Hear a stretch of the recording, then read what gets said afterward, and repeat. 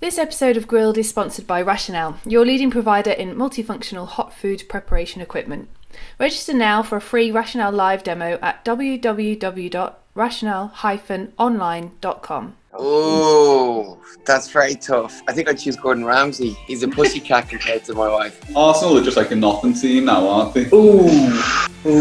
I personally think he was fucking his PA, he was bringing his PA for lunch, and she was a vegan. Nobody ever called it foraging. He was just scratching around in dirt. Yeah, Halston's got some habits, all right. The prostitute, football, and Gordon Ramsay, and 4% dwarfs. That is obviously true. Firstly, Nicola Sturgeon should fuck off. Last time I was in Thailand, I ate a raw buffalo and its offal and blood and bile larb.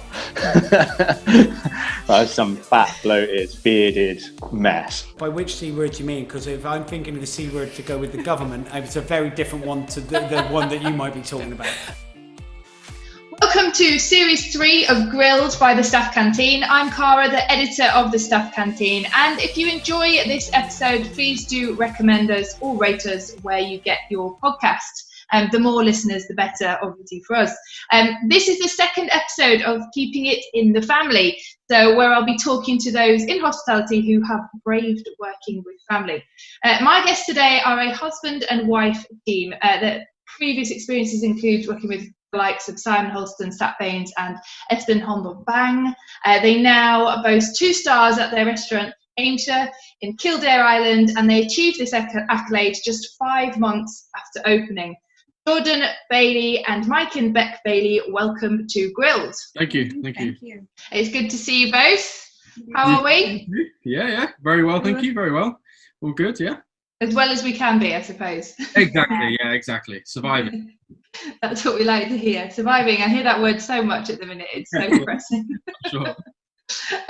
So before I chat to you about working, obviously, as husband and wife and the highs and the lows of that, Jordan, quickly, I just want to talk to you about the chefs that you've worked with in the past. And can you tell me your standout memory or story from your time you spent with either, I don't know, Sat or Simon? Because I imagine that they are real characters to work with, and I bet you've got some corkers hidden away. I do. I don't know how much of them I can say on the podcast. But no, they're amazing chefs in their own right. Obviously Simon, I went to go work with him because of obviously his, his link to the farms that he's working on with the owners, and obviously to do with competitions.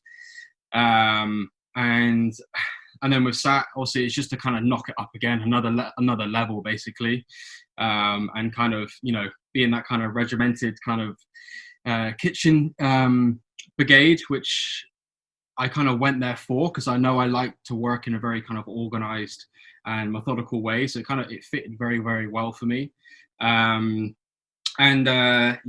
Lots of stories. Like you said, they're both big personalities. I don't think I need to explain or go into too much detail about it, but obviously with Sat, he's very hands-on. You see what you get with Sat, which is what I loved about him.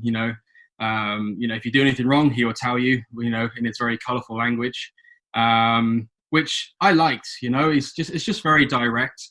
And I worked along, very, very good chefs who are in the industry themselves in their own right as well, in that team. So it's probably one of the best brigades I worked in at the time, I'd say, definitely for sure. But no, like I'd say with Simon, with the competitions is always a good one, because you're away from home. He's away from the family. When chefs go abroad, they go a little bit crazy. Having been on trips with Simon, I can definitely imagine. Yeah, exactly. Some of the stories that are going through your head right now. Yeah. He's always got his camera there ready to capture every moment as well. No, there's definitely one time where we went to do a competition representing the UK, but we already got through to compete in Bacchus. So yes, we'd love to have won and got through to the final round represented in this other competition that was going up to London for, but we wasn't really too bothered because we didn't really have the time to do it. So we went there the night before, and we obviously went out, I think we went out for a curry actually. and got on the beers very, very, very early on. And we didn't get in until maybe, it must have been gone 3 o'clock, you know. It was well past kick-out time. And we had to be at there's like a cooking show, like a exhibition. So we had to be there at 5:30 in the morning. So we only had maybe an hour's sleep at best. Definitely still feeling the effects from the night before. And I remember halfway through the competition, it was about 3 hours cooking. Halfway through the competition, I looked around and Simon was just sitting on the floor, like head in hands, just sweating profusely. And he's like, I can't do it anymore. I can't do it. He's like, I just feel terrible. It's like this light is burning me. And it was a struggle to say the least. We came second, but it wasn't a good effort. It was a good effort. But it wasn't enough to go. I think it was, if you won, you got to compete in Vietnam or somewhere, which would have been cool, but it kind of clashed with Bacchus anyway, so he wasn't too bothered about it. But it was memorable for sure. Yeah, I bet there's many 1 hour sleep hangover style stories that chefs will be thinking of right now that are listening to this podcast.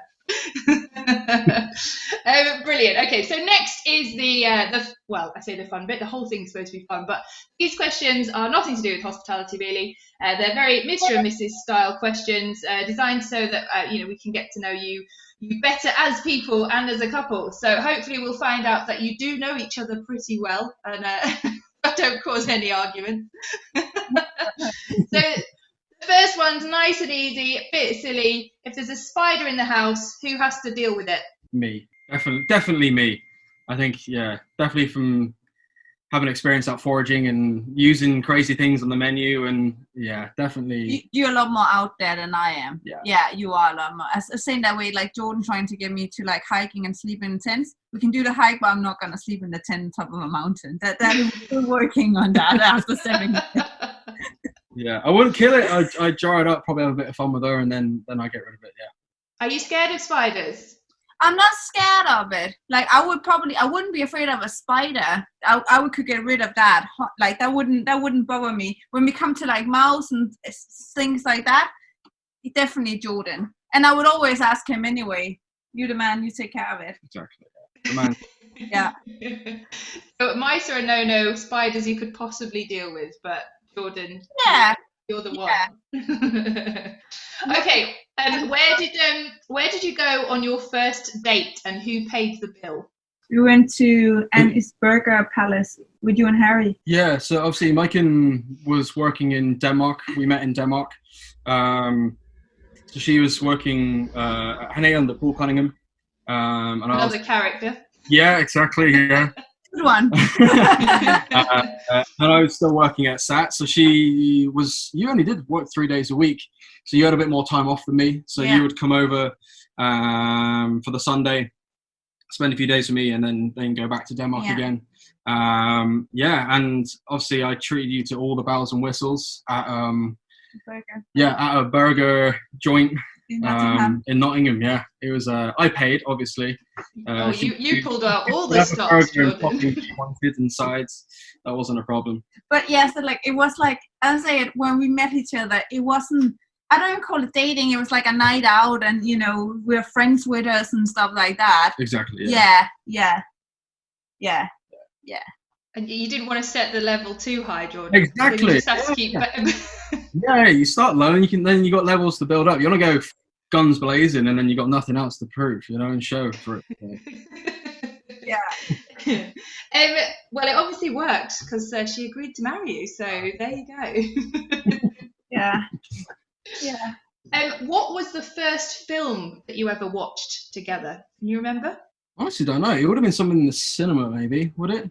We spoke about like, could it be 21 Jump Street? Because we spoke about we see. It might well have been, yeah. Yeah. It might have been 21 Jump Street, maybe something like that. It would have been something funny or very easy to get along with. Yeah. Because back then, English wasn't too great. Incredible. No. So it would have had to been something very easy to follow, nothing too serious. Yeah. Yeah. Is that your kind of go-to style of film, or do you both have different styles that you like? No, definitely different styles. I don't know, my style of film, I don't really watch We too have much, different do style we? of films, but I'm got a lot more into the action the last 7 years of my life. Let me put it that way. That's kind of like where we're going. It's maybe like kind of like a thriller. Yeah, Thriller, drama. Yeah. Not too much action. No, and not too much horror either. Definitely not any rom-coms. No. You can watch that on your own. Yeah. And a comedy. You know, you can always do with a good comedy. Yeah, documentaries as well. Yeah, and we probably watch more documentaries than we do. Oh, okay. Yeah. What's your current favourite documentary you've seen most recently then? Majken's fascinated with anything to do with kind of serial killers or any kind of I have a very dark side. detective. Jordan, be very, very afraid. Yeah, she likes all that, which it's very interesting, you know. Yeah. And it definitely gets you hooked in. Yeah. But no, anything to do with even nature that we watch quite a lot of. I think the last one we saw that I've been fascinated is like one called "I Will Be Gone in the Dark." Okay.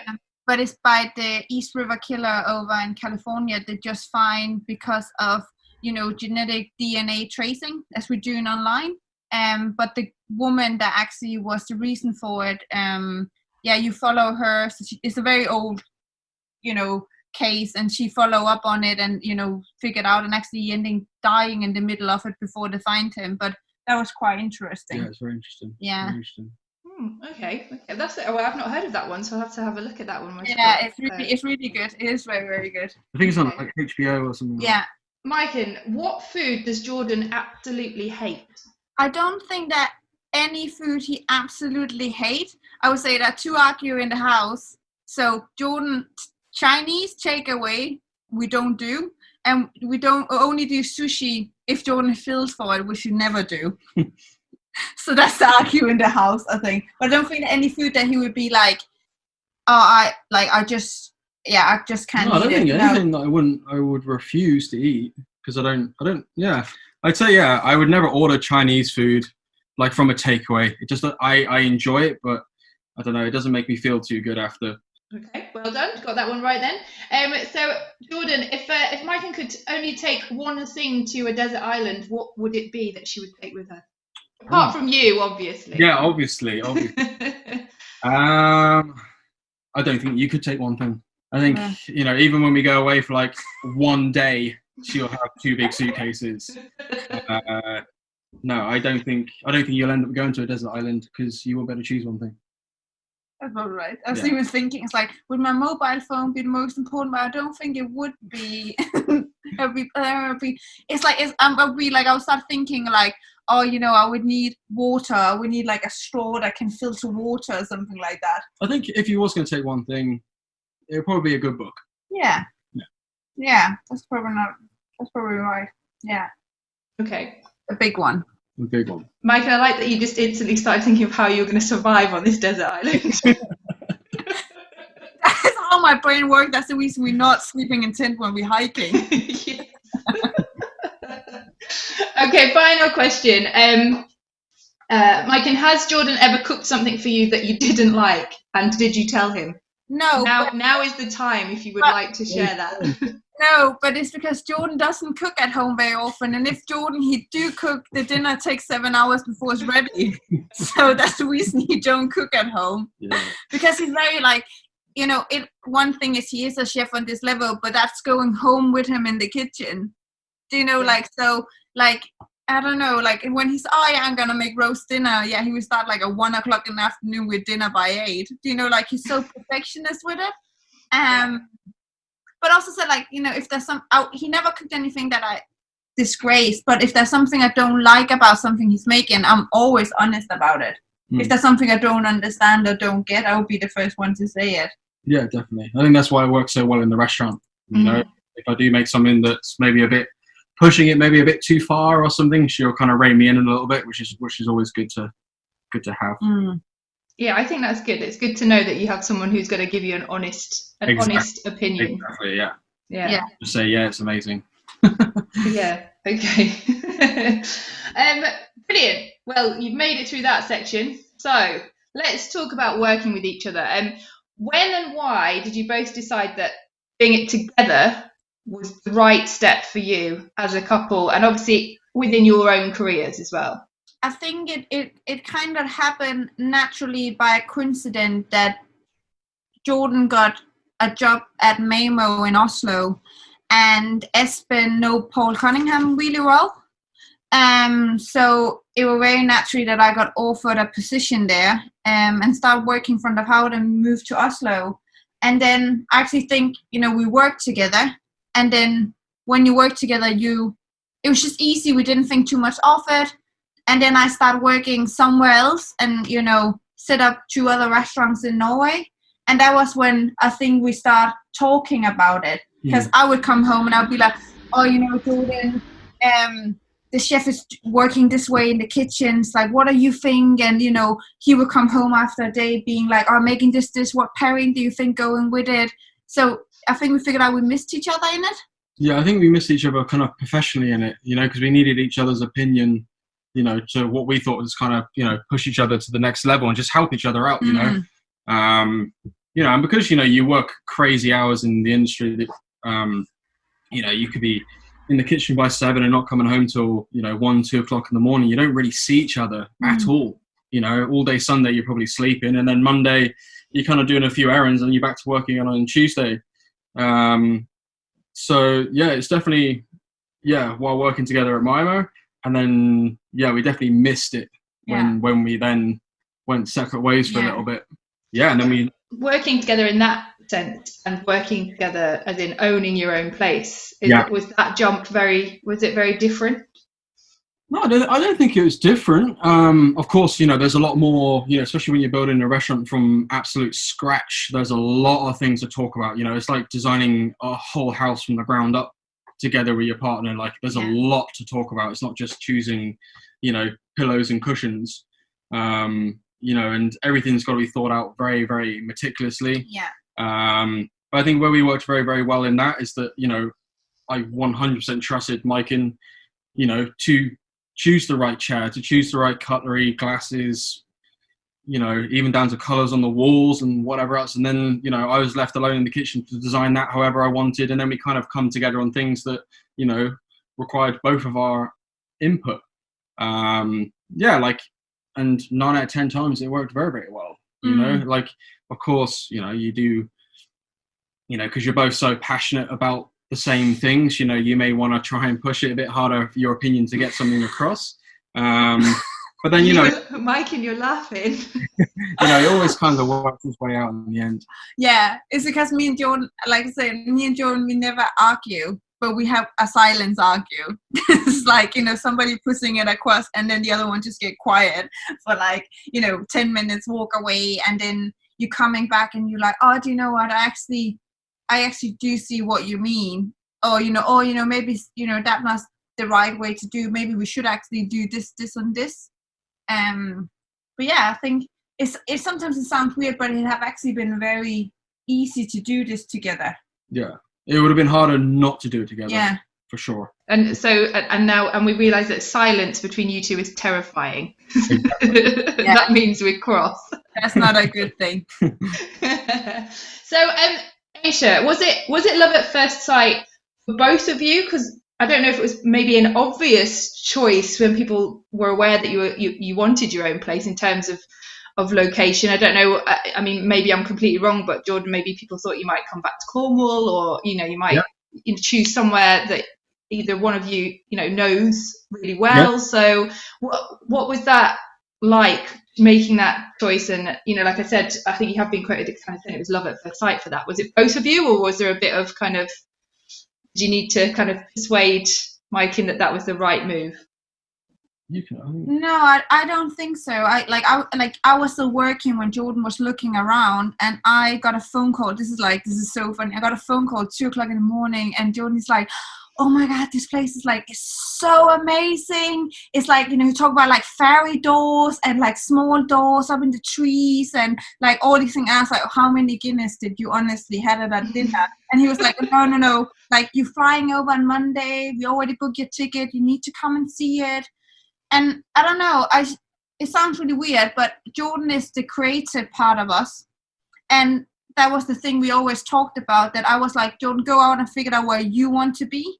And when you know where you want to be, then I can fall in love with it. Like, then I can see if it's something for me. And I came over and I was like, it was the first place we visited both, and we were like, oh my God. And then we could, there we can have a restaurant, we can turn that into that, and we can do this with this. So I think it's like, I think we both fall in love with the place, like instantly when we saw it. Yeah, like it definitely has endless possibilities here. Whereas a lot of the places we looked at was like, this is the room. And it's like, okay.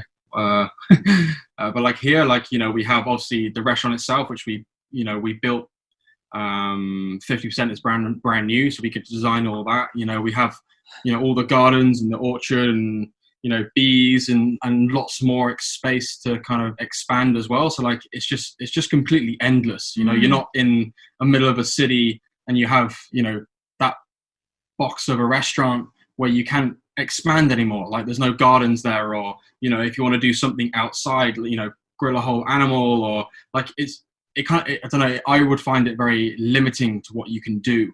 Whereas here, like it's literally endless possibilities. So like I was saying, like we have the gardens, the orchards and the bees and things. Now we're looking at getting, a bit of livestock and chickens and all this kind of stuff to just keep adding to the experience, making the restaurant better and getting better ingredients and making the whole experience better for the guest, whereas I think it was just a, conventional restaurant, which is obviously completely fine. But for me, I knew all along that I needed that. And probably back to Simon Day, where we had that, working with the farm and seeing the amazing produce come in, and that's where I get a lot of my ideas from. So to have that is key for me. Now you've got your own restaurant and working together. What are the kind of the best and the worst things about working with your other half? I couldn't, I was obviously, Majken's my wife, and that's the person you trust most in the world. So to have that as your business partner and, who you trust running in front of house, like there is no better person, and, with Majken, for me, I believe, she is the complete package. Like, obviously I think she's very beautiful. She's incredibly smart. She's definitely the brains out of the two of us. And she has a way with people that I haven't seen anyone else have. You can drop her literally in any situation or scenario and she'll just make it better. She can read people incredibly accurately. So like it just enhances the whole guest experience, and something like that is you can't really teach. It's either you're born with it or you're not. And you have it in spades. Yeah, and I think that's where we complement each other really well, because I think that Jordan have all the things that I do. Like, it sounds really weird, but if you put me and Jordan on two pieces of paper, we are so different and so the same person in the same way, because we're both so passionate. We are very passionate people about what we're doing work-wise, and we always strive to get better. So we only tell each other things in the best interest. And I said, like, the best thing about Jordan is like he is so creative. Like, I have guests every night saying, oh, how is coming with dishes, and I was like, his brain just never ever stops. But he also the person when, as Jordan said, like I'm kind of like the police. I'm always trying to help people and make things better and be really nice and stuff. When Jordan, he's like, he's the very reasonable. He would be the one being like, you'll be the one saying a no, and if you didn't do that, I would be stretched too far, if that makes sense. Okay. I think that's where we really complement each other. I mean, what about spending, like, literally living, working, everything together? Is that... Actually, we've seen each other too little. That's what we always talk about. We have to make time to put a day, like an evening out, to not doing work, not talking work, like really being a couple. And having a couple time. I think that's the thing that, I think that's so dangerous when you are working together. If you don't are aware of it, you can go into a cycle of actually not being husband and wife, but being business partners and working all the time and forgetting giving each other the kiss and giving each other the hug. That's, I think, but I think it's a thing that, as I said, like we have been through, and when we opened the restaurant and you're so stressful and everybody in this industry working so long hours that we were like, have we even kissed each other good morning this morning? When it's last time we had a bottle of wine together and not talking about work. And I think, when you've been there, you get aware of it, and then you like, you know, as I said, like we're trying to make rules as like, I need my own time, Jordan needs his own time, and we need time together as well in it. And I think that is key to continue doing that on having a healthy path for this. Yeah, I mean, it sounds like obviously you're very aware of those kind of points that you need to make that relationship and the restaurant work. Yeah, definitely. Yeah. Okay. So I talk to chefs all the time, and one of the questions is, did you always want your own restaurant? So did you both, or was that always kind of the dream that you wanted your own place? Or day one for me, that was the whole goal. I didn't know what it was going to be, like what style of food or where or anything, but I knew deep down that that's what I'm aiming for sure. 100%. Yeah, I don't know it would be a restaurant, but I always know I want to have my own business or do my own thing one day. I think when we met each other, I was more over and just having like a little cafe, a little breakfast place, nothing too posh, because I just loving, like my passion is food, but it's also just being with the guest, like, you know, create that experience. I think like of working at Henne is like, I just loved it, and just loved doing breakfast and having the guests checking in with you, and, you know, have them through like, you know, a whole day and a night, and see them next morning. Like, I think there's something very special about that. Yeah, and then I think it just come very naturally. You know, this is what we're doing. Yeah. And obviously, I mentioned the fact that, you know, you got 2 stars very, very quickly. How did that feel? And is that both of your career highlight, would you say? Oh, yeah. Oh, definitely. Yeah, 100%. You know, and it's not something that we ever expected, especially that soon, you know. No, on the night, like, we was just happy just to get an invite, to be fair, and, you know, so we get a chance to, you know, meet friends and chefs we look up to, and we was just super excited about that, you know. You know, and then obviously, you know, once you do get invited, if you don't have a star, then you're pretty much guaranteed to get something. And then, yeah, like you said, because it's been, you know, it had only been 4.5, 5 months. You know, there was no way we was thinking, you know, there would be 2 stars. You know, but, you know, we was obviously super, super chuffed knowing that, you know, we had 1, or was going to about to get 1.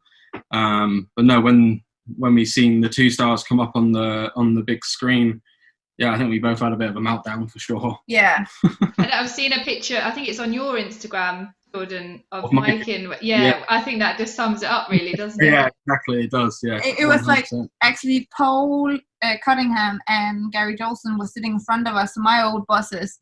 And I think it was actually them being like, you need to go up, because me and Jordan was like just standing, and we were like, what is just happening? It took quite long as well, because every guy's like, you need to see the video again, because I think you're gone for like 5 minutes, nobody going up on the stage, and like search after, because we just like, what is going on here? Yeah, I don't think it will ever kind of sink in, and I'm kind of glad for that, so then you don't get too complacent, you know. You're like, always trying to you're always trying to get better, you know, like, you know, at that point, we only been open 4 or 5 months, you know, so we only just kind of found our feet and started to kind of get the ball rolling.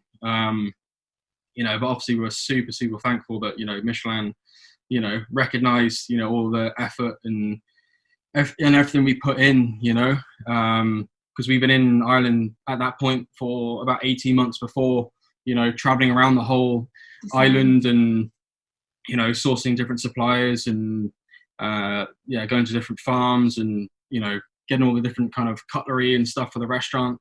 You know, which takes a hell of a lot of time. You know, it's not literally just, you know, it's not 4 months of work, you know. At that point, it's almost 2 years of work. So, yeah, it's really nice to kind of get it, you know, noticed and recognized.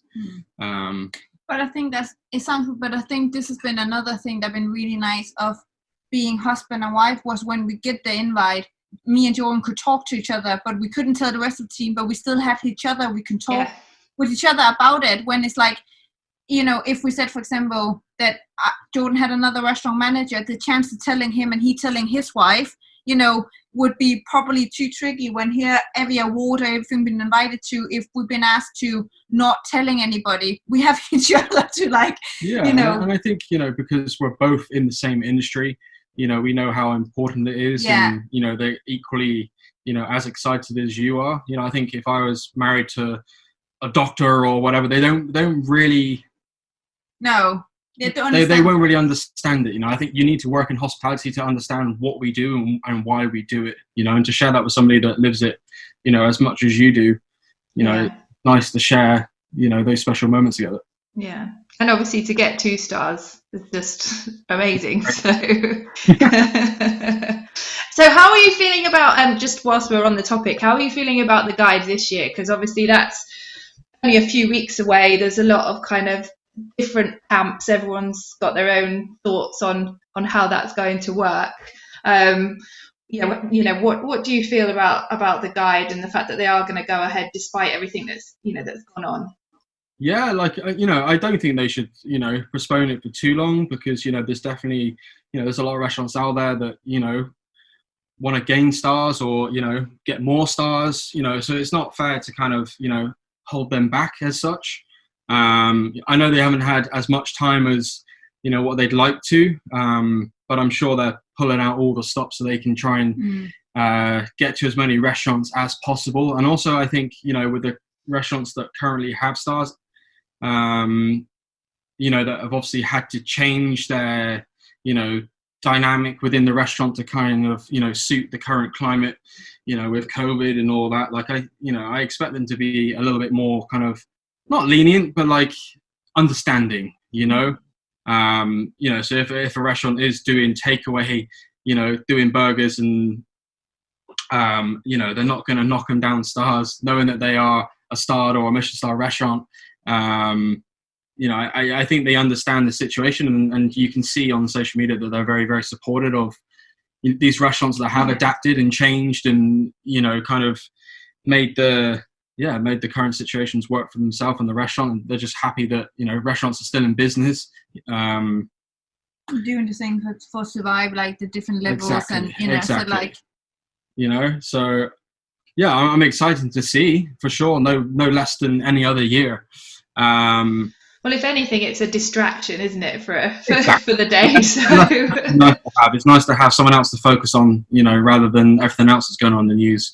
So we can have that to keep our attention for a bit, and that's also really nice. Yeah, and I think even for our guests as well, so like, you know, there are restaurants that opened before COVID, which has been really amazing, that continue open through and, you know, going through the same as we do. Like, they still have the option to gain a star or two. Like, you know, like I think everybody needs that. You know, we need to see that new talent coming into the industry, or, you know, gaining up, and all our guests do as well. So we have something to look forward to when we are opening up again, that, you know, both in UK and in Ireland, that, you know, there are these new places that are popping up when other places had to close down. I think, you know, it's so important.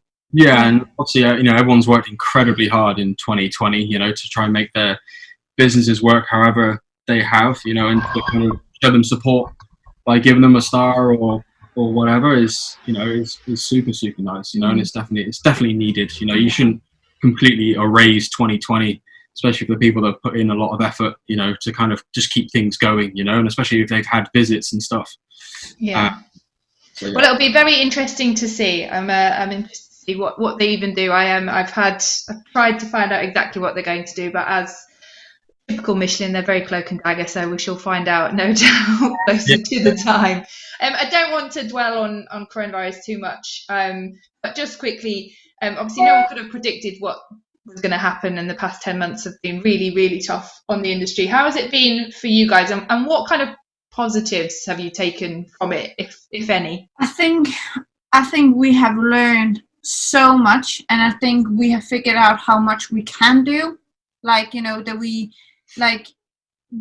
have to go out at stages where we never ever dreamed about, like, you know, going out and doing takeaway or doing takeaway boxes, and, you know, redesign, like, you know, I said, like, just like, it's been incredible to learn all these things. And I think, you know, we figured out your brand, who you are, how you're doing things. And I also think you really, really start to appreciate even our staff. Like, you know, we have the most amazing staff, but like they can't wait to actually be in the restaurant again and being with the guests. I think you actually appreciate what you are doing a lot more. Definitely. Yeah. And, you know, obviously we've changed what we've done over the last 3-4 lockdowns, you know, from doing takeaway or like a food truck, and then we did the takeaway, and now we're doing food boxes, kind of heat at home kind of thing. Like we would never had the chance or even thought about doing anything like this, you know, and it makes you appreciate you know what you normally do. And but then again, you know, we've enjoyed it definitely, you know, especially with the boxes. They're actually working on now. The guys are in the kitchen literally as we speak, you know, developing the menu for the boxes, which we haven't released yet, which was only starting next week. You know, we get to kind of do what we normally do, you know, and try and give that experience to the guest in their home. You know, and the guys are, you know, cooking the dishes that they love to cook, you know, not doing, you know, takeaway things, which is fun for, you know, a bit of time, but it's not what we all built this restaurant for, you know, which is what we're slowly working back towards. Yeah, no, absolutely. And hopefully sooner the better. Obviously, your husband and wife, are there any other couples in the industry who you've seen be very successful that you find inspiring at all? Yeah, I think like Alchemist-starred in Denmark, Rasmus and his girlfriend, it's like, I think they kind of like work the same as us, and it's like a new couple coming in and, you know, literally as like taking over the world. It's like amazing to see, like, you know, a concept been built that way, and just like, you know, let's say like Lærke have been a girl from being in Denmark. I know about her, I know her background, but actually see them going in as a couple and just, you know, absolutely kill it. Because they basically did what we did, times 10 on steroids. Like, you know, they're obviously, you know, partners, and, you know, they built a restaurant from the ground up. You know, they also built a whole new kind of concept towards food, and it's theatre, and oh man, it looks absolutely insane, you know. And once this lockdown finishes and we're allowed to travel again, that's probably one of the first places we're going to go. And it's just super nice to see other couples killing it out there as well, you know. With all that said, would you recommend working together as a couple? Is that something you would recommend, or do you think it definitely depends on the dynamic of the relationship? It definitely depends on the dynamic of the relationship. But yeah, if you can make it work and go for it for sure. Like, you know, I wouldn't do this any other way. I wouldn't have want to do this without Majken, and especially all the things we've been through now, and how well, you know, we have done it. You know, anything we do in the future, I wouldn't want to do it without her.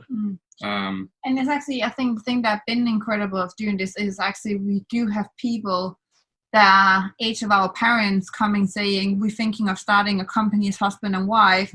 What do you think? How do you do it? You know, when it's like, it's really amazing being a couple and, you know, figured out how it works. And, you know, as I said, like, you just need to be really aware of that you are husband and wife as you are business partners. It's a thing that you need to remember, because I said it is so easy to just work. And I think we all know it. Like, even if you're not our partners, if you're very passionate about something, it's very hard to, you know, clip the computer at night when you're sitting looking at design, or, you know, not visit that supplier, or, you know, if you work in another industry or a doctor, not take that shift because, you know, you want to help people. But I just think, like, if you know and you remember that you are a couple and you need couple time. My mom was like, you sound like an old lady when you're saying that, you know, Wednesday evening is date night. But I said, like, it is important to, you know, make sure that you are doing that as well. Then I think you can make it work. Well, I was going to say, what are your kind of tips, but I think you've already answered that in that. So that's brilliant. And my final question, I know it's a difficult one, but what are your plans for the future? I know it's difficult to kind of make any at the minute because everything is so up in the air, but what are your like long-term goals together with the restaurant? as it stands, I think we've been closed more than we've been open. So just to get the restaurant open for a full year, and that's mad to think that. Wow. Exactly. We haven't been, doing it for 10 years or anything. So like we've only literally just started. So this is what we will be doing, long term. There is nothing, there's no other restaurants or anything like, we want to focus 110% on this. Yeah. And then we slowly growing into the rest of the property we are on, with Cliff Alliance, so the hotel, and, the room and the experience of that. So like, that amazing team here that are so supportive about what we have done, and that they want to do that as well, and make sure that we're all getting to the same level. And as Jordan said, we expand the garden and we get some livestock in there, and the other chef we have here is like Sean is like amazing supportive, and we just built a new restaurant actually at the property just before this lockdown, as well, adding something extra again for the guests staying here 2 nights. So yeah, I think the little dream deep inside for both of us is that, Jordan been with Simon and I've been at Hinne, when it's like, it's a restaurant at bedrooms and you have these amazing gardens and, the country life. I think that's probably what really fascinates us about this place as well. Yeah. And I say, well, definitely a development kitchen is on the way for sure. And space. So that's that was going to be this year, but obviously everything that's gone on probably pushed back another year. So I suppose that's probably, he loves me, but he don't love me that much. See? Yeah, you got beautiful test kitchen, on top of the restaurant, overlooking the orchard and the canal and things like that's sign on the door, Jordan. That's only. in the pipeline for sure. And on that note. Well, thank you both so much. You've survived. You've got through Grilled by the Staff Canteen. You've both been absolutely brilliant. So thank you. And fingers crossed that we can, you can get yourselves open. Like I said, that blew my mind then when you said you've been closed more than you've been open. That's crazy. So yeah, hopefully next time I speak to you, you will be open again. But thank you both so much, and I will speak to you soon.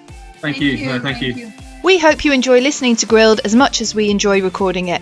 If you want to catch up on past episodes, they are all available now. Just search for Grilled by the Staff Canteen where you normally get your podcasts. And if you want to help us keep bringing you the content you love, you can contribute from as little as £1. Just head to thestaffcanteen.com to find out how. This episode of Grilled is sponsored by Rationale, your leading provider in multifunctional hot food preparation equipment. Register now for a free Rationale live demo at www.rationale-online.com.